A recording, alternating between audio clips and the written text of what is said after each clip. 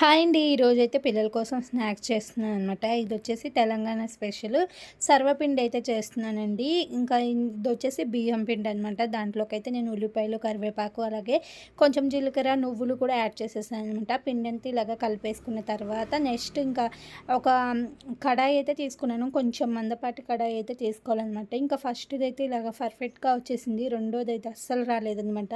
అసలు నేను చేసిన మిస్టేక్ ఏంటో నాకు అర్థం కాలేదు. ఇంకా ఇక్కడొచ్చేసి నేను చూస్తున్నారు కదా! పిండిని అయితే పెద్ద ముద్దలాగా తీసేసుకొని, ఆ తర్వాత మొత్తం కూడా ఆయిల్ అనేది అప్లై చేసేసుకొని, పిండినంతా కూడా మొత్తం స్ప్రెడ్ చేసేసిన తర్వాత మూత పెట్టేసి చక్కగా ఉడికిచ్చేసుకోవాలనమాట. ఇలాగ హోల్స్ పెట్టడం వల్ల మంచి లోపలంతా కూడా ఉడికిపోతుంది. రెండు వైపులా కూడా ఇలాగా చక్కగా కలర్ వచ్చేంత వరకు అయితే ఫ్రై చేసేసుకున్నాను. ఆ తర్వాత ఇంకా మిగిలిన పిండి కూడా చేద్దామనేసి చేస్తున్నాననమాట. వేడి వేడిగా ఉంది కదా కడాయి, దాంట్లోనే వేసేసాననమాట. ఇంకా అందుకని ఇలా వచ్చింది. కాకపోతే టేస్ట్ బావుంది.